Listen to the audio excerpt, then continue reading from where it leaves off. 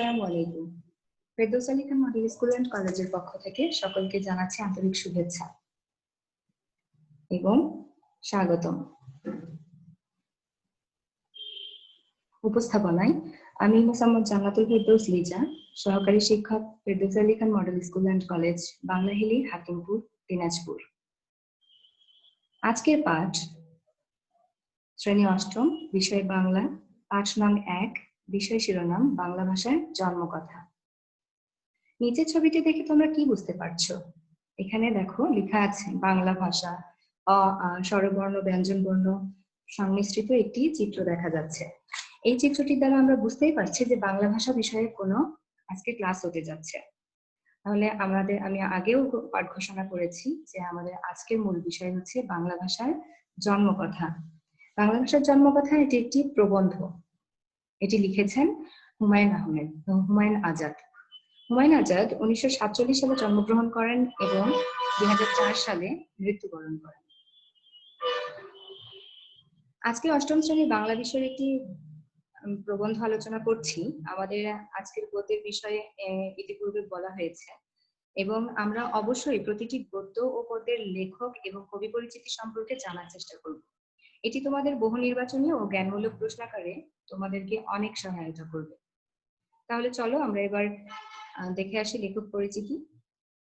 আমাদের লেখক পরিচিতি: হুমায়ুন আজাদ 1947 সালে জন্মগ্রহণ করেন। তার জন্মস্থান মুন্সিগঞ্জ জেলার রাড়িখাল গ্রামে। একজন কৃতি ছাত্র হিসেবে তিনি তার শিক্ষা জীবন শেষ করেন। কর্মজীবনে তিনি ঢাকা বিশ্ববিদ্যালয়ের বাংলা বিভাগের অধ্যাপক হিসেবে নিয়োজিত ছিলেন। বাংলা ভাষা ও সাহিত্যের একজন গবেষক হিসেবে তিনি খ্যাতি পেয়েছেন। তার গবেষণা গ্রন্থ শামসুর নিঃসঙ্গ শেরপা, বাক্যতত্ত্ব ইত্যাদি। কিশোর পাঠকদের জন্য লেখা দুটি গ্রন্থ লাল নীল দীপাবলি, কত নদী সরোবর। তার রচিত কাব্যগ্রন্থের মধ্যে অলৌকিক স্টিমার ও জলচিতাবাঘ উল্লেখযোগ্য। তিনি সাহিত্যে বিশেষ অবদানের জন্য বাংলা একাডেমি পুরস্কার লাভ করেন। হুমায়ুন আজাদ 2004 খ্রিস্টাব্দে জার্মানির মিউনিখ শহরে মৃত্যুবরণ করেন। বাংলা ভাষার জন্মকথা প্রবন্ধটির এবার আমরা বিস্তারিত আলোচনা করব। বাংলা ভাষার জন্মকথা। আমরা বাঙালি, আমরা বাংলা ভাষায় কথা বলি, কিন্তু আমাদেরকে অবশ্যই জানতে হবে এই বাংলা ভাষার উৎপত্তি কোথা থেকে হয়েছে। অবশ্য কথা বলতে বলতে বাংলা ভাষার উৎপত্তি হয়নি। বিভিন্ন ধারা ও সময়ের পরিবর্তনে বিভিন্ন বিবর্তনের মধ্য দিয়ে এসেছে এই বাংলা ভাষা। এক সময় সংস্কৃতিকে বলা হতো বাংলা ভাষার জননী এবং বাংলা ভাষাকে বলা হতো সংস্কৃতের কন্যা। কিন্তু পরবর্তীতে 19 শতকে জানা যায় যে আসলে বাংলা ভাষা এবং সংস্কৃতের মধ্যে সম্পর্কটি অনেক দূরে। ঠিক সংস্কৃত থেকে বাংলা ভাষার জন্ম হয়নি। তৎকালীন মানুষের মৌখিক ভাষা ছিল প্রাকৃত ভাষা এবং সংস্কৃত ভাষা ছিল জমিদারদের লেখ্য ভাষা। বড় বড় লোকেরা লেখ্য ভাষা হিসেবে সংস্কৃত ভাষাকে ব্যবহার করে থাকতেন এবং সাধারণ মানুষেরা দৈনন্দিন ভাষা হিসেবে প্রাকৃত ভাষা ব্যবহার করতেন। তাই ধারণা করা হয় প্রাকৃত ভাষা থেকেই মূলত বাংলা ভাষার জন্মকথা।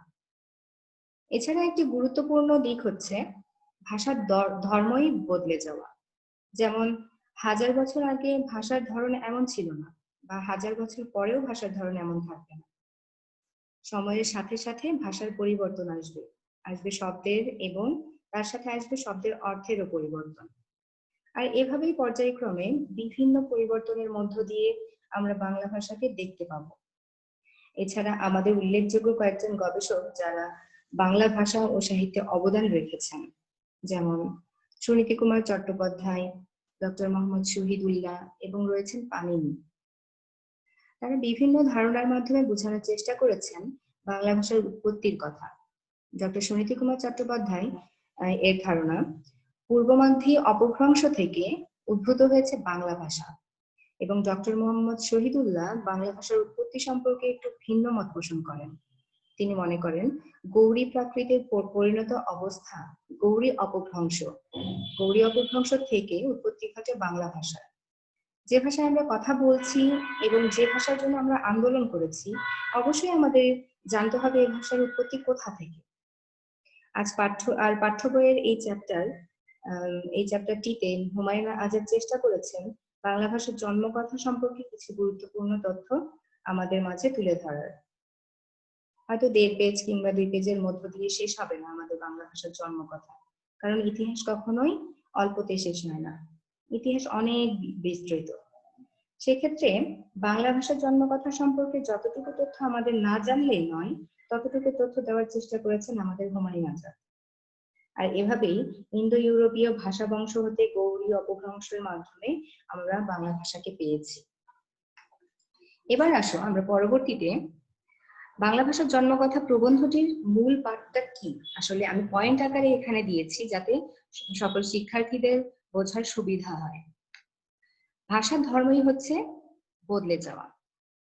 এরপরে আমরা দেখতে পাচ্ছি একদল লোক বাংলা ভাষার জননী বলে, সরি এখানে হবে একদল লোক বাংলা ভাষার জননী বলে মনে করতেন কোন ভাষাকে, এখানে হবে সংস্কৃত ভাষাকে। এরপরে বাংলা ভাষার জন্ম হয়েছে প্রাকৃত ভাষা থেকে। আমরা কিছু তথ্য এই প্রবন্ধটি থেকে এখানে দিয়েছি যাতে আমরা খুব সহজে মূল পাঠটা বুঝতে পারি। এরপরে দেখা যাচ্ছে বাংলা ভাষার উদ্ভব সম্পর্কে প্রথম মত প্রকাশ করেন জর্জ আব্রাহাম গ্রিয়ারসন। এরপরে প্রাচীন ভারতীয় আর্য ভাষা রয়েছে 3টি স্তর। বৈদিক ভাষার প্রথম স্তর সংস্কৃত, এবং সংস্কৃত ভাষাকে বিধিবদ্ধ করেছিলেন ব্যাকরণবিদ পাণিনি। মধ্য ভারতীয় আর্য ভাষার অপর নাম প্রাকৃত ভাষা। গৌড়ী অপভ্রংশ থেকে উৎপত্তি ঘটে বাংলা ভাষার মতটি দিয়েছিলেন ডক্টর মোহাম্মদ শহীদুল্লাহ। তো আজকে আমাদের পাঠটি এখানেই শেষ। এর পরবর্তীতে আমাদের আরো ক্লাস আছে এই বিষয়ে।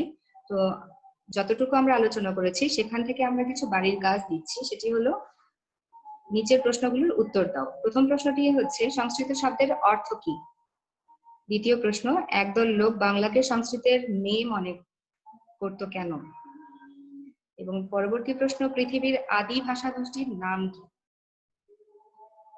এরপরে কিভাবে একটি নতুন ভাষার জন্ম হয়। তো আজকের ক্লাস আমাদের এখানে শেষ। আশা করছি আমরা আগামী ক্লাসে অবশ্যই এগুলো যথাযথ উত্তর দিতে পারবো। ধন্যবাদ সবাইকে।